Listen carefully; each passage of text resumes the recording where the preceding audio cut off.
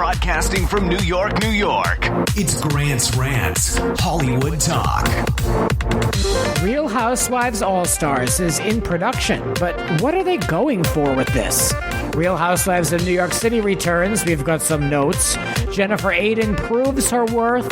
Zac Efron has a new face. And Gwyneth's Goop empire takes to the seas. That and more with randomly Ronnie Jr. right now.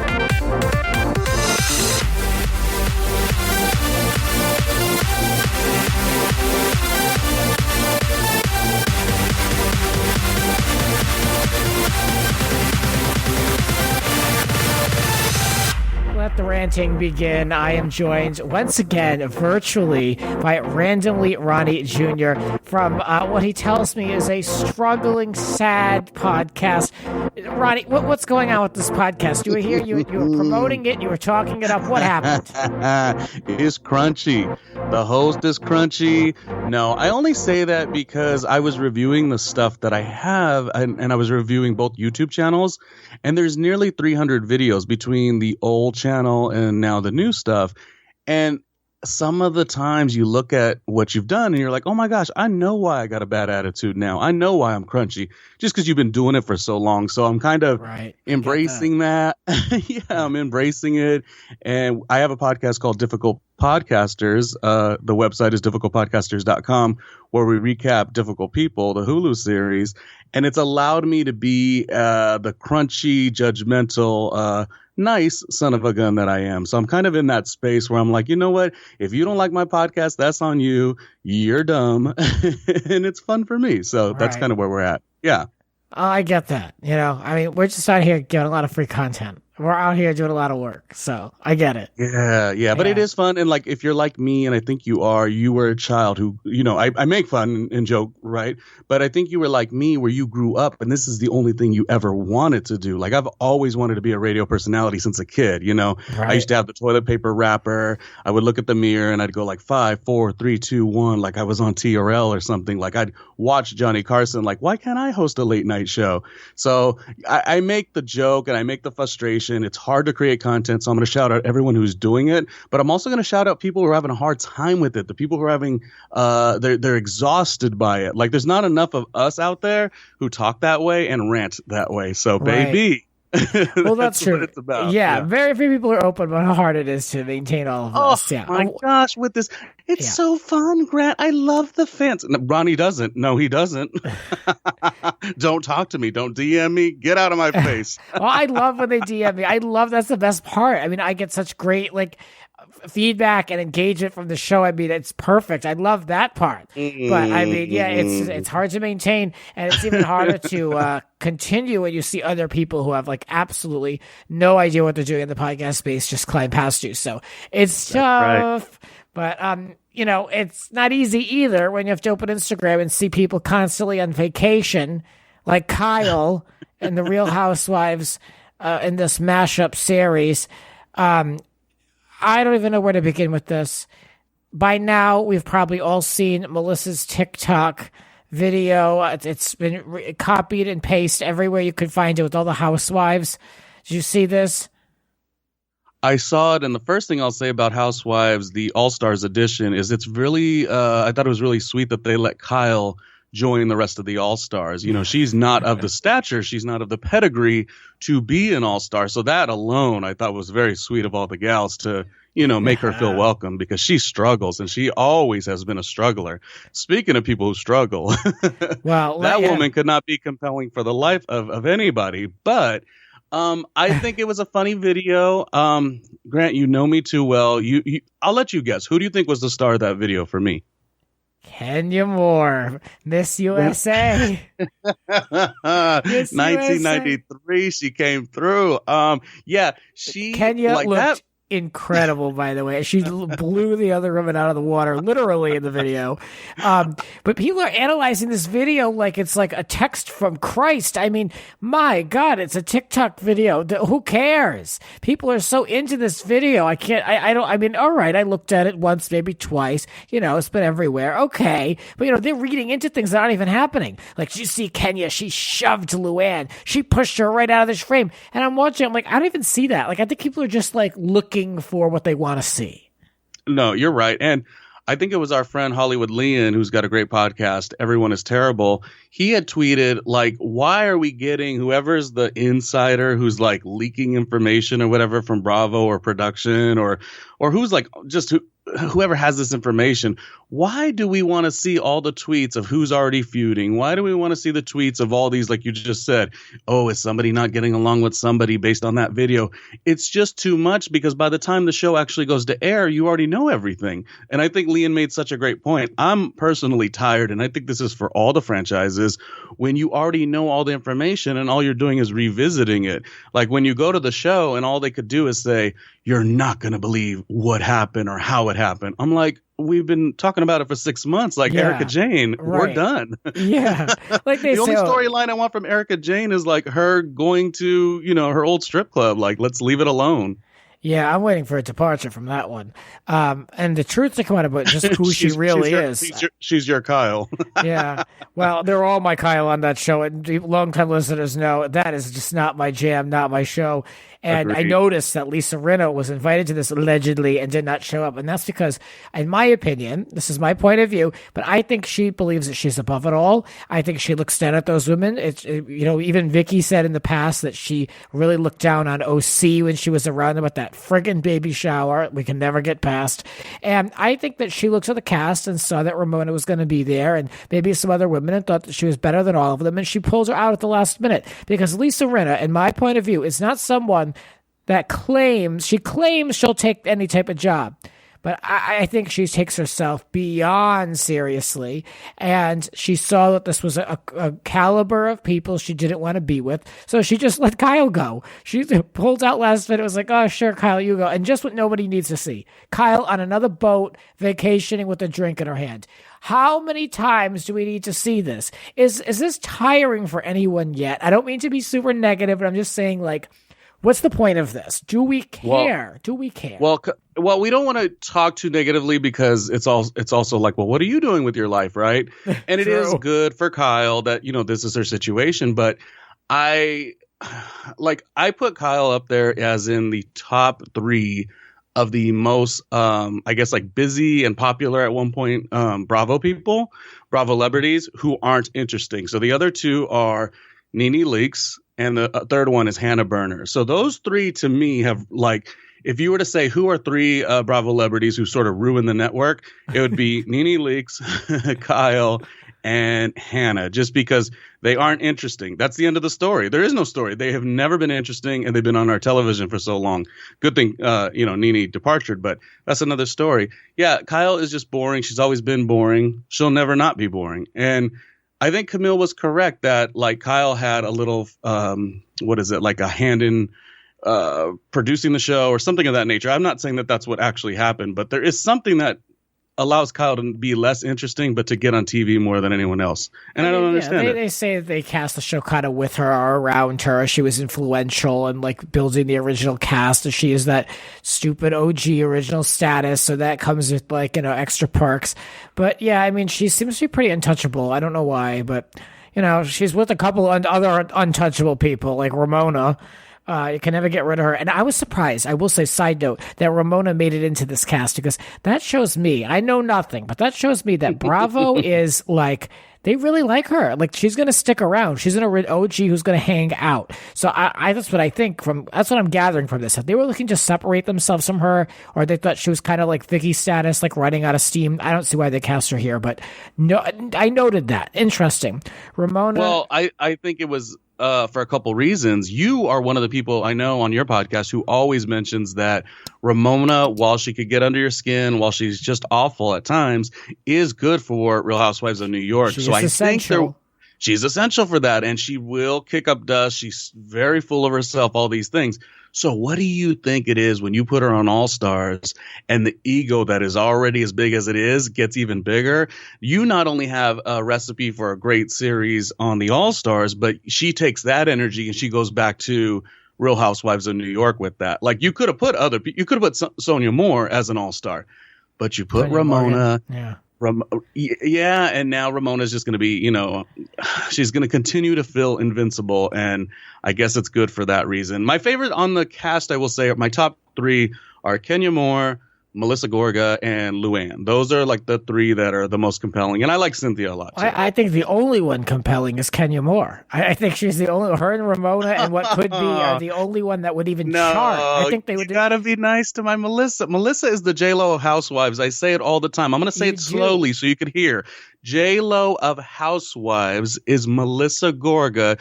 Don't you forget it. She's on display, and don't be envious of her. Well, she might I love Melissa. She might be pretty to look at, but she's not even going to chart with screen time. I mean, I don't even see. No. Well, Grant, did you fall and bump your head? Are you not feeling well today? You are wrong. Melissa Gorga, as Wendy Williams says, is the moment, and you're just going to have to eat it later. Thank you very much. Thank you, Grant. I just hope that she hired a producer, a personal producer or writer, so she could have a storyline on the trip. She's going to need to confer with someone in between scenes for a storyline.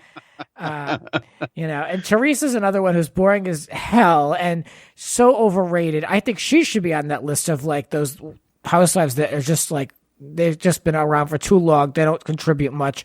Kenya and Ramona are the true all-stars in my point of view.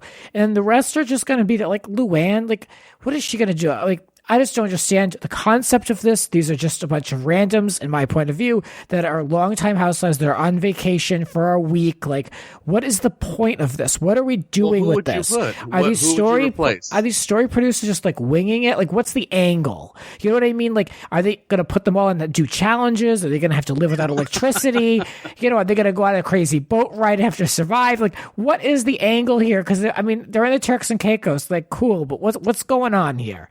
So, the source claims that Ramona she was in hot water because she tried to get the best bedroom. This is tired. We've seen this a billion times. Now, am I interested in seeing the antics with Ramona versus Kenya? 100%. But I mean, like, I'm like completely half and half on this. But I can tell you what, I'm not paying $4.99 a month to watch this. They shot for a week. How good could this be? How many episodes is it going to be? Is it going to be a special? Is it 3 parts? Like, I'm not spending $5 for this. Yeah, and we've seen most of it on TikTok, Who would you replace, though? If you don't like Cynthia, who do you replace? I think Giselle Bryant should have been there. That's always going to be a stance. And I know Giselle seems to really like Kenya Moore. I think Kenya Moore likes Giselle. They potentially could be a really strong dynamic together. I've always sort of thought that. Who would you put in there? Well, and Giselle does not like Ramona. So this, and neither does Dolores. So this could have been a situation where they put people that had problems with each other on the show. They could. I don't understand what this casting choice is here, like, at all. I think these are like some of the worst picks. I would scrap the entire thing and I'd go completely with older housewives.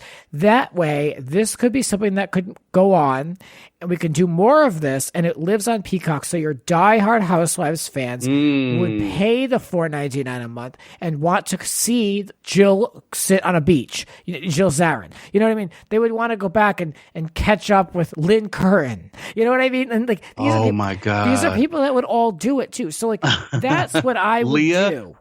Leah from Miami, with Jill Zarin, Dorinda, like still sort of being part of the current shows, but like on her way out, but maybe back. But what a perfect buffer that would be. Leah from Miami would be perfect. Jill Zarin would be perfect. Oh yeah, I agree with you. Yeah, and Brandy Glanville will do it. I mean, there's more potential for something like that. You can really, honestly, like, sit down, and you know as much as I do, like, this cast that came together, the reason I'm frustrated with it is because we know how many people and executives have to sit down and make these decisions. And I'm just, like, scratching my head because, like, I don't know if they're going for drama, but they're not going for personal connections either. Like, what is the angle? I cannot figure it out unless if it's literally just as simple as grab who's interested, throw them in a house, and then we'll just like hang out. I'm not asking for fake stories, but like, what's I don't understand the angle, but at least if you could, like, Celebrity Big Brother, like, hand pick people from the Housewives universe and create combinations of people, that makes good TV. That's more of what I'm looking for.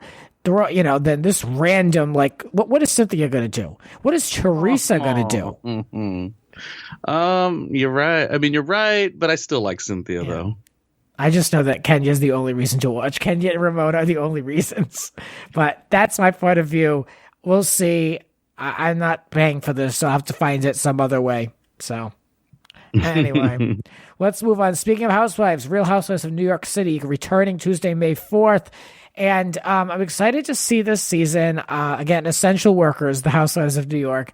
New housewife, Eboni Williams, and she claims to represent the roll up your sleeves, work hard, other than like marrying into money. So she represents the hard work of what it takes to really make it in New York. So I'm interested. I'm not interested in her Fox News background, but I won't let that define her. She's worked for CBS. She's, now a personality. So I'm withholding judgment, and I will judge her as she presents herself on the show. What do you think? I think she will do great. She's made a lot of good career decisions based on things that maybe didn't seem like a fit to others, but like she was trying to open certain doors. Yeah, that's true. And she mentions that on she's even done a show on Revolt TV, which is Diddy, Sean Puffy Combs' network, where, people thought that was maybe beneath her, whereas some people maybe think Housewives is beneath her. So she keeps navigating in such a specific way. So that alone I'm interested in. I think in the series she takes you through Harlem. I've lived in Harlem, so I definitely would love to see that part. My only worry is she's going to be palling around with Leah. And I'm one of the few people who didn't think Leah was that compelling on her season 1. And I also am not sure I'm really liking what she's bringing to the table for her season 2. So we'll see. They seem to be very close. So let's see how that goes. That would be my only sort of red flag. And I'm one of the few people who thought Leah wasn't really that compelling for this show. Let's say, like, I think in the trailer we see her calling, was she ho over here, ho over there? Like that just didn't really seem like the Real Housewives of New York. Yeah. That the Jill Zarin moments, those epic moments, Alex, like it just went so far away. And I understand you have to evolve, but that's kind of not where I wanted it to evolve. Right. So Eboni herself, I enjoy. Who she aligns with, that is going to be a bit interesting. But she's fantastic, and she will be good. I saw her in an interview with Wendy Williams. Oh, I saw that one too. Yeah, that was a good one. Yeah, she's got it going on, and I think her strategy is going to be something to look out for. Yeah, I'm encouraged because she's claimed to have openly watched the show, and she claims to be a big fan of Alex McCord and Dorinda, both of which I really like. Even Alex, yeah. I think Alex is almost too smart for the show, but it worked. And there's something about her. There's something about Alex I just like and miss. And I'm just so glad that she doesn't need this show to live. Unlike so many of these women who their whole life is defined by being on these shows. So I like Alex, but from a content perspective, so this is someone who knows the show. She knows what works, and she's, a favorite of the old guard and then the middle guard of Dorinda. And Dorinda, arguably one of the best. Whether you love her or hate her, she did make for a good full-time housewife. So she knows what she's getting into. And I'm glad that we don't have to keep pretending that these women have never watched the show or have no idea where to find it. Same thing I literally was just going to say. Like, you mean to tell me that Leah never knew about the show? Like, she had done an episode of Love and Hip Hop. Her sister was, in the audience at Watch What Happens Live. You don't go to a show and not know what you're going to participate in. It wasn't as relaxed as Leah gave it to us. Now, I don't know why people like Leah so much. I was more interested in her before. She does a podcast with Laura Stiles from the radio Hot 97. So I was always sort of into her. I just don't think she performed well her season 1, but maybe season 2 will be great. But yeah, Eboni, be honest about it. So we love to hear that. I like it. It's like, I have a strategy. I'm here for a reason. I'm using this platform. I think we're in on it. So Eboni is good. And I still feel like the collective group of women, I do feel like we still need somebody else, whether it would have been Heather, whether Dorinda as like a friend of these casts. They do have one friend of, right, this season. Well, it's Heather Thompson, which we're going to get into in a minute. But these shows have just too small casts. They're just too small. Like, I know it's budgetary and all of this, but if you look at the international cities, they have like the Real Housewives of Cheshire has like a lineup. It's like 13 women. It's ridiculous, but that is action-packed TV. There's so much going on. This show, I believe, is going to have 5 with the one small friend of parts of it. The friends ofs on New York never work. I don't know why. They did in the beginning, but they're not working the last at least 4 or 5 years. I don't know why they can't figure that out. I mean, I know it's a tough group, but it can be done. So, yeah, I think Barb could have worked. I think I liked her. I think I was the only one, but I liked her. I don't know what she's doing with being running for mayor. Don't know what that's all about. But, but I don't even think she's even placing because I've been following the race a little bit. I don't even see her last name. So I don't know what's going on with that. I don't know who I'm pitching here, but I think maybe one of the gals from Blood, Sweat, and Hills could come over at one point because that show did good first season. It didn't do good second season, but it was really strong first season. So I think down the road, maybe one of those gals could cross over. That's just an idea I'm throwing out there. If they had a large cast, they could make a very soft and swift move towards the future by maintaining the Sonias and Ramonas and the Luann dynamic, but also reinventing where you don't have to just add one in at the time. You can make a nice transition from the old guard to the new guard or a mix of both so you can still scratch the itch of the longtime viewers and then satisfy the new viewers with new people, different ages, different backgrounds and ethnicities. It doesn't have to just be 5 heads. I don't know why they can't expand this cast. Yeah. That's my biggest problem with all of them. A unique friend of situation. Rachel, you could tell just for a little bit, like a friend of, but like a short story arc, even that would do something. Because the problem with this is we have come to expect the same thing out of Sonia. So Sonia's one of my favorites, but all she's going to do is drink and talk about, the romance. And that's fine. So that eliminates almost a whole housewife as far as story. Right. So you do need to throw something else in. Bevy Smith would be fantastic, but obviously she's not going to, she's as Wendy Williams says, she's not going to be in the swill of it all, so her pedigree's higher, so it's hard to get somebody good on this particular cast. I want Sonia to be there to give us all the Sonia-isms and walk around in that plaid jacket and talk about the townhouse for 10 minutes. Fine with that, but then there's got to be other people there to kind of fill in, that way we see Sonia, we're engaging with her a little bit, but then there's like other folks on the canvas, and I think production would probably like it too because they don't have to create blood from a stone from with a lot of these women, like Melissa Gorga, for example. They don't have to literally write down with a pen and paper what they're going to do for 18 weeks. No. I can't stand for that. I like Melissa so much. I think she should get a spinoff with her sisters, with her mom, Donna. Like, you're never going to get me on the Melissa Gorga thing. I am Melissa Gorga stan till the end. Sorry, Grant. That's just what it is. Wow, you can watch Envy Rules streaming on Peacock, and you can pay the $5 for it. Get that away from me. I heard your tone.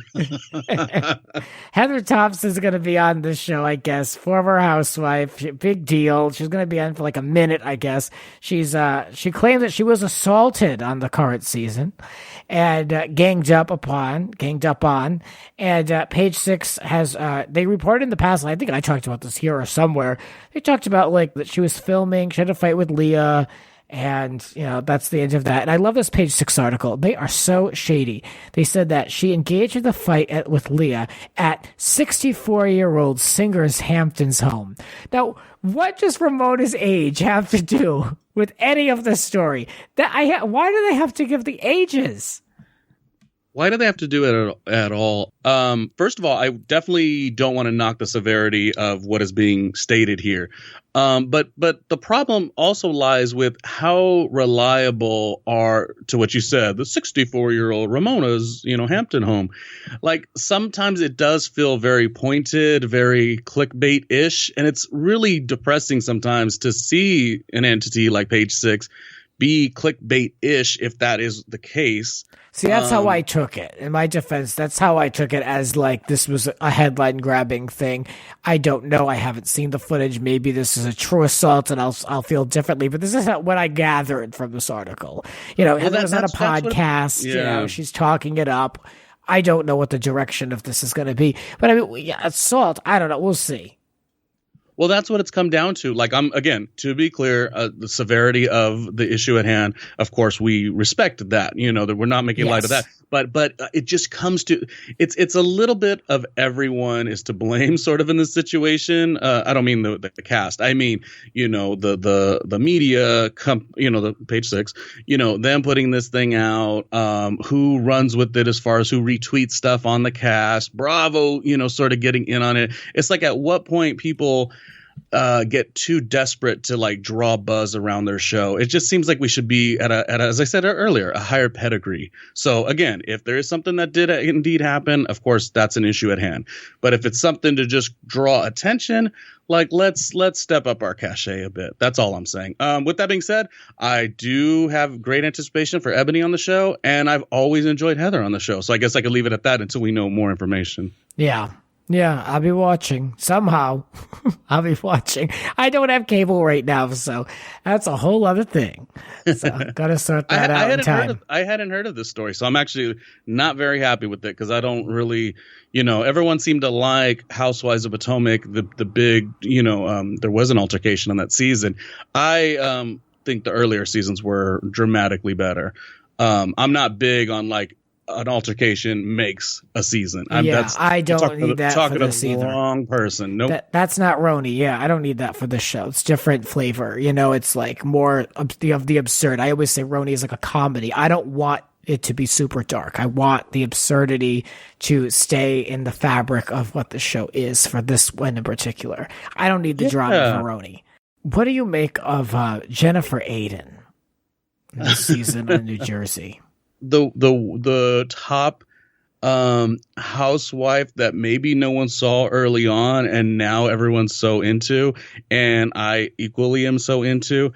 Who would have known, because I definitely didn't see it early on, that she is legit the perfect housewife. She balances the family. We see a lot. She lets the camera in. Some stuff. Let the record show. I liked her from the beginning. I thought she was great for the show for all the wrong reasons. I'm into her. I've always been. Oh, look at you with your casting hat. I never saw it. I was like, what is happening? And then as it went on, when she really got me, when she told everyone she was a comedian, when she said she was a comedian and she leaned into it, like what do they say? Delusional confidence. It's so valuable. And she has that. And the thing that I like the most about her is the balance with the family, which it does look like she's a really good mother. And then when she gets to go with her girlfriends, she has a good time and she lives it up. I think that's just such a healthy type of housewife. I want more of that. Not to say she hasn't done some shady stuff also, but I definitely want to see more like that. It's animated, it's funny, it's serious when need be, and there's layers to it, and it's has a lot of dualities. Even as we just talked about Sonia Morgan, we kind of only see one note, and with Jennifer Ayden, we see a lot of notes. I say with Housewives of Jersey, they're all fantastic. Being Margaret is my sixth favorite. So that is a very good sign that Margaret is my sixth favorite. So she's out of them all, she's the least important one onto the show to me. So that should tell you something of how talented. Yeah, well, I said it to you. Yeah. Jennifer Ayden, I think she's really smart for the show. You said she's a great mother. I think that's true. However, she is not a great interior designer. That house is so bad in my point of view. It's cavernous. It's empty. I've said this for years. There's not a stick of furniture. There's some wide shots, and it's just like hallways. All that it is hallway. There's no lights on half the time. I don't care for that house, but now it's in the news because of a Jackie comment. And she agreed with me. Jackie said it's like has a big mortgage and no furniture, which is exactly how I view this whole situation. But Jennifer was quick to correct this by claiming that the house does not have a mortgage.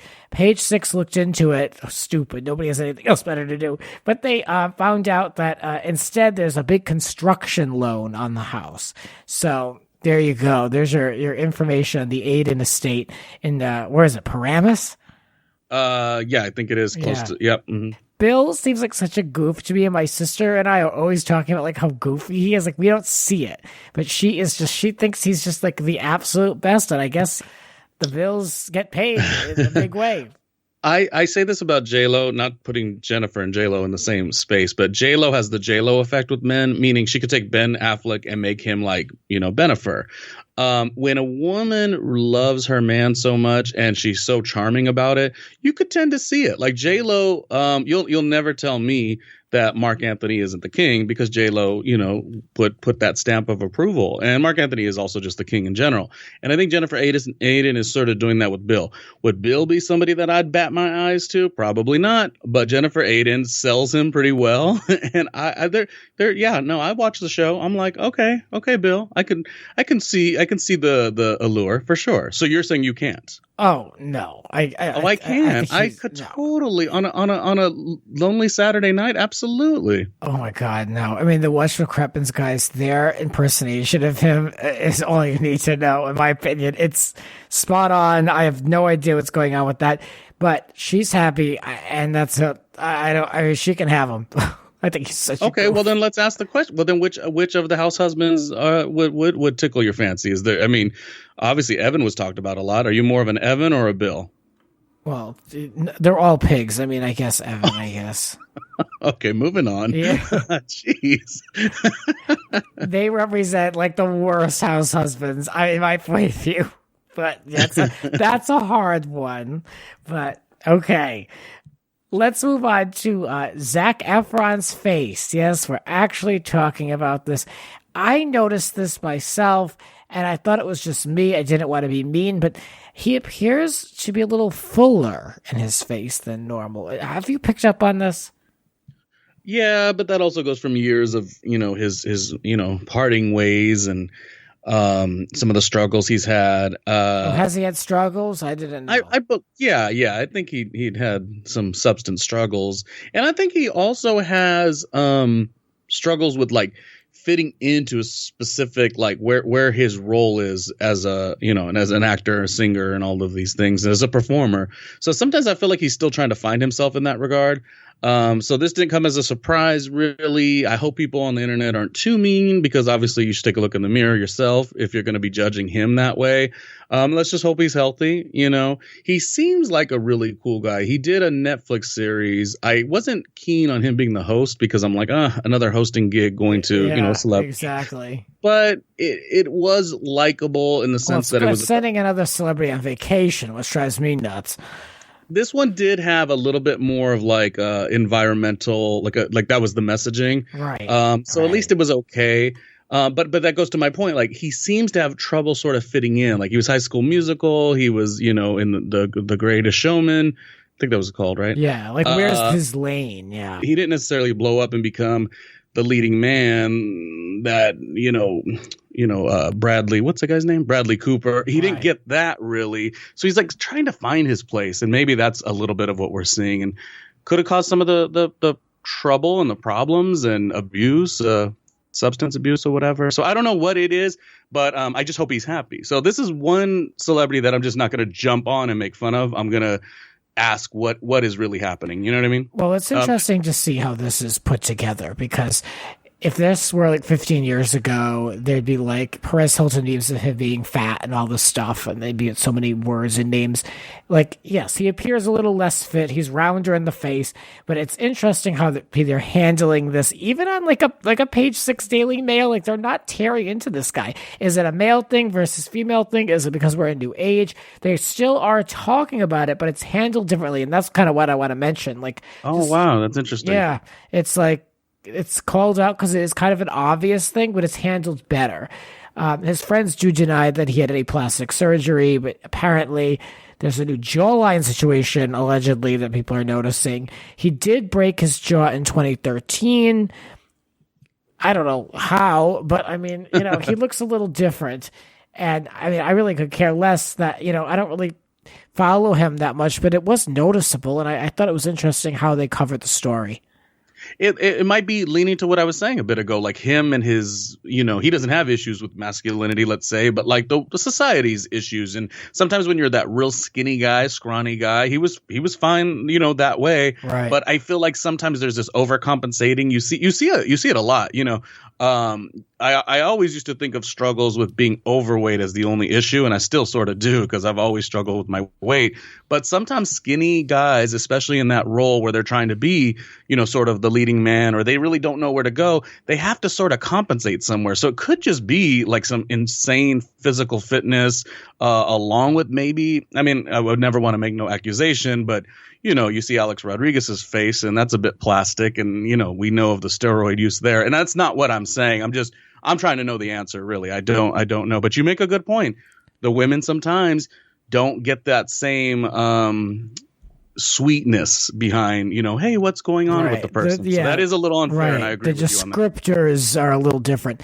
Yeah, I mean, like, to your point, like, from the other side of things, I'm a small guy. I've, like, I think I would give my weight, but I'm a lean guy.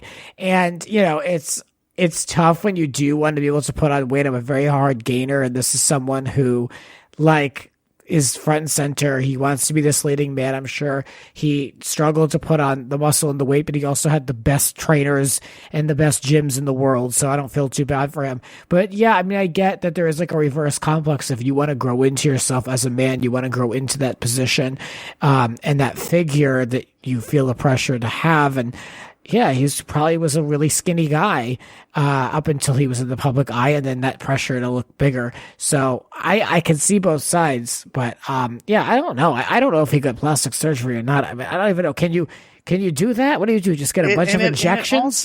It could have just been, yes. And it could have been a video. He could have been extremely tan. He could have just, like been weathered, like people get weathered, sometimes Sunday age just catches up to you.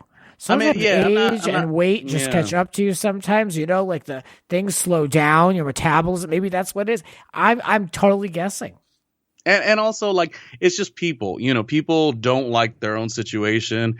And so it's just, you do know that at one point he had more of a quintessential perfect look. I'm not saying he's perfect. Everyone's perfect in their own way. He was very pretty. Yes, he was very pretty. So the moment he steps out of it, it's like we can't wait to get the person in. And honestly, sadly, too, we do that with Housewives. Not you and I, but like people do that with Housewives. And I've always hated that. I've always hated that the value of a housewife is like, whatever one is the hot, taut, pretty, small waistline young thing. Like that is those are all great qualities, of course, and upkeep is great. But I always didn't like the devaluing of housewives because they did grow into an older age. I hate to break it to everybody, but the Golden Girls was a very real look. You know what I mean? Women get older. We aren't, in our 20s forever. We're not in our 30s, and we have to be more kind to people as they get older. And I'm not saying this just as a 40-year-old.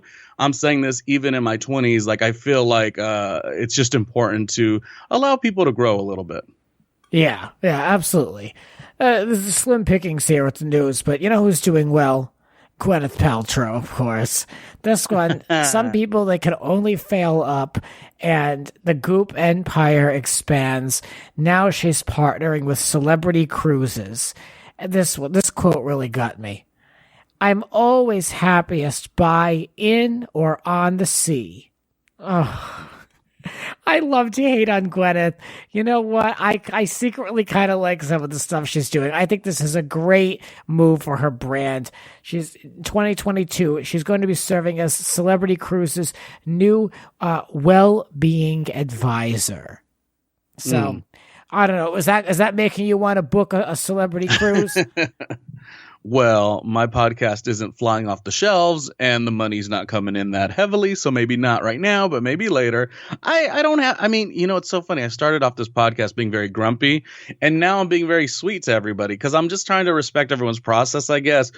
Sure. Was she, sort of, with her mother was an actress and, have things went favorably for her? Sure.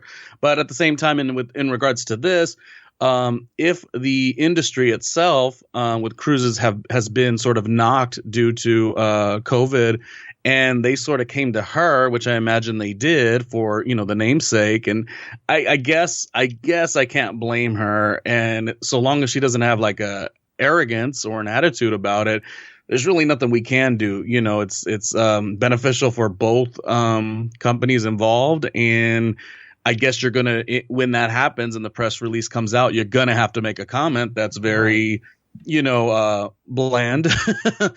but does the job. So it's very Gwyneth. Yeah. It's not a terrible partnership where she should just like step away from it. Cause I do think there are celebrities who just sign on to anything. And it's like, you don't have to say yes to everything. Right. This one, I think it makes a lot of sense. They've got celebrity, the title of the company. She is a worldly known name. The Goop brand is its own entity and could really elevate, like, I don't know, their spa or whatever. She claims they're cultivating fitness kits and creating programs. I'm sure this is like all like additional like a la carte things that you have to do once you pay for once you're on the cruise. But, you know, from a brand perspective, honestly, like I goof on this, but like I think it's pretty smart. And I agree with you. I don't think she's someone that slaps her name onto just anything. So, you know, I'm endorsing this one, actually. You know, I hate the influencer culture, but I think this is a good move. Yeah, and I'm getting a little tired of the whole, like, what was the big commentary a bit ago? You know, oh, the Oscars, the worst ratings. It goes to show celebrities aren't important anymore. It's like at the same time, sure, I get what people are mentioning on Twitter. But at the same time, why? You know, it is a craft. You know, acting is a craft. And because someone did win, you know, the lottery of sorts and their career did go a certain way. I mean, I'm not big on knocking somebody because of celebrity culture. If I don't like what you do, that's a different thing. And the last thing is, what she does promote health and wellness, you know, even if it is a bit cheesy on certain things. I think you even do a recap, don't you do a recap every holiday season about Goop items? I do. Goop gift guide, Grant's holiday Goop guide gift exchange. The best holiday podcast you'll ever hear, by the way. And so at the end of the day, it's a product that promotes health and wellness, and whether you receive that message or not, that's up to you. And I guess I'm down with it. I guess I'm okay with it. If it would have been like a Scarlett Johansson, maybe I would have been like, what's the connection? Gwyneth is easy to goof on, but not easy to hate on. So I'm not going to hate on her hustle. And you mentioned those Oscars. The only tip I can give them is they produce that show for boomers, so they can't expect for anyone under the age of 65 to really tune in. Honestly, I think they need a host. It's not what anyone would care about, especially in Gen Z. Nobody would care about the Oscars and a mutual admiration society of highly privileged people getting awarded for doing their job. Just saying. So here's my point. Someone should host, but they don't need to be a comedian. We could wash that out. Well, they don't need to be an influencer either, though. Yeah, here's what I'm going to need to be someone from TikTok, please. Agreed. Logan Paul, no. No. We don't need a host. We don't need a comedian. We don't need a Kardashian because they pull numbers. What we need, and because I didn't know who the host was, and when I first flipped it on the TV, I thought Regina King was the host. We just need somebody who has respect in this industry, who's, you know, good with their commentary, can deliver the message, but also be funny and warm. That's Regina King next year. That's who should be the host. Done. I just solved it. There you go. That's a good idea because, yeah, it's usually the same people doing the same things. So, and if I see Tina Fey and Amy Poehler one more time, Tina Fey and Amy Poehler one more time, I don't know what I'm going to do with myself. Yeah, I hear you. It's a lot. Not that they're not talented. I'm just done. I'm done. Well, they've got to. It's time now to introduce new people of a different generation and pass the torch. And I'm not just talking about people like you and me. That's not what I'm going for. It's the same people doing the same things. Ellen does not need another show, please. You know, we don't need Ryan Seacrest to host something else. We don't need it. Ricky Gervais can go sit on the shelf for a few weeks. We don't need, especially Jimmy Kimmel, to read a teleprompter. We don't need it. So that's it. That's like, I didn't expect it to rant about that, but I mean, this is like always top of mind. Yeah, I hear you. Our last topic here for this podcast is there were very few topics to discuss. So just a few that caught my attention, some honorable mentions, because there is literally no news to discuss. We were going to discuss these, but there's nothing to say. Billie Eilish's new look on British Vogue magazine. Hi, I see it. What should I say? Good for her. I guess she looks good. Yeah, she gave us the low energy, like chill vibe. So it's different and it's so shocking. It's just so interesting. Power to her, I suppose. Yeah. Billie Eilish, go for it, girl. Other things consisted of Kim K golfing, Courtney Cox making a turkey burger for Laura Dern. Bella Thorne was doing something. Emma Stone gets coffee. I mean, there's just literally nothing out there, man. Like these are some rough topics. Like there's nothing to really like analyze or rant about. And I always wanted to have like, really opinions on whatever I discussed. And it's hard because everything is just like Adam Levine posted Instagram story you're not going to believe. Well, I can believe it. And I don't care about it.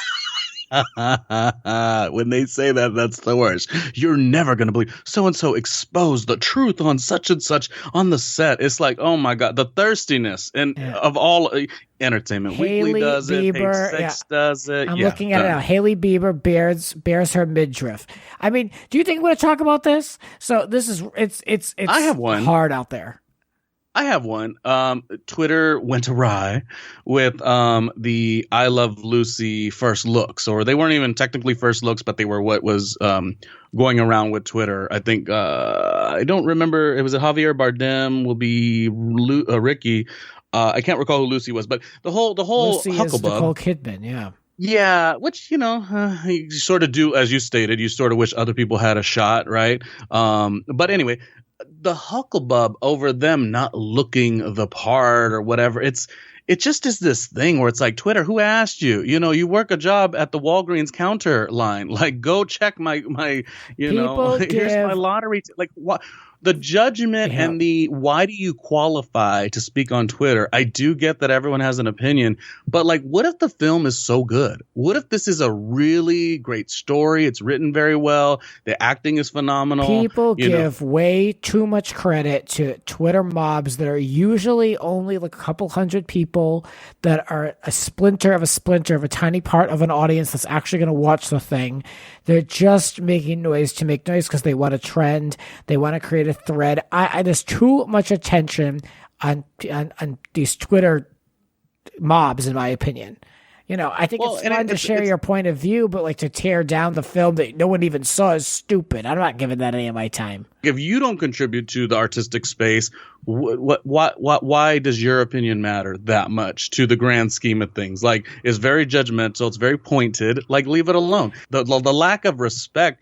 People could just sit there and tweet and be like, it's just terrible. You know how many people are working that day to create that terrible? That's the makeup artist. That's the set design. That's the wardrobe. Like, there's so much that goes into it, and you're just gonna sit there and tweet away that you just think it's bad, and all of a sudden you're trending. Like, it is just terrible. Twitter comes for everybody and everything. For as many people as love it, as many people who love it, it's like giving a review. You don't necessarily give a review if you love something, but it makes a lot more noise when you give something you say something you don't approve of. And it's just to keep saying like Twitter says, and a lot of people on Twitter. I mean, who are these people? They're not tastemakers. It's really not that many people in my point of view. It's a lot of loud people making a lot of noise in one corner of the internet. So I don't give any of that even Rotten Tomatoes. Like, I don't look at anything like that. I'll tell you if I'm interested. I don't need your help. Thanks. That's how I view it. I love that you said that. I miss the culture of tastemakers where you have credibility, you have a pedigree about you making a viewpoint. We let everyone have a viewpoint, but not everyone has earned it. Right. Just to like counter some of the negative here. This ending, I will tell you two really warm sitcoms that I had been watching. Just if you want to kind of have that warmth to counter some of this stuff. Be Positive is very good. It's on CBS. And on Fox, there's Call Me Kat with Mayim Bialik. It's funny because I'll be difficult on my podcast sometimes, or I get a little piss and vinegary and, cranky, grumpy podcast host or whatever. But I do love cutesy, warm-hearted sitcoms. And Call Me Kat with Mayim Bialik is fantastic.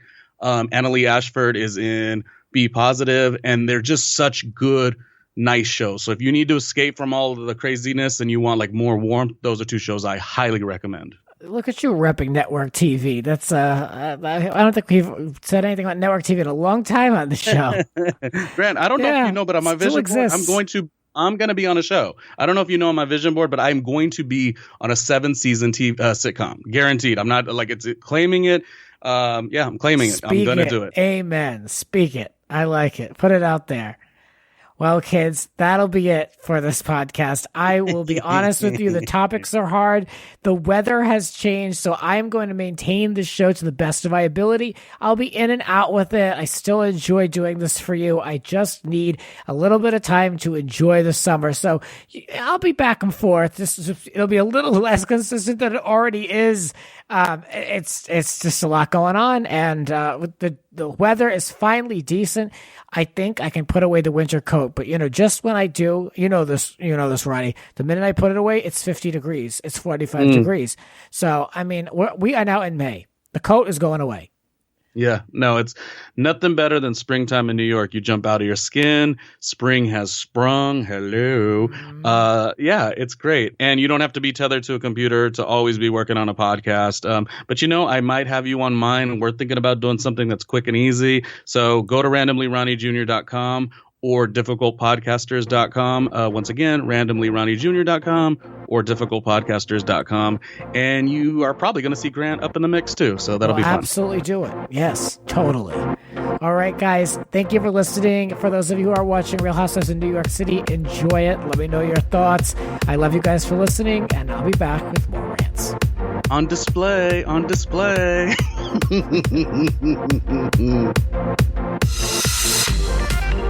This has been Grant's Rants. Follow Grant on Twitter and Instagram at It's Grant's Rants. Cover art created by RHONY. Original theme music by Alexander Arntzen. The Grant Michael Collection.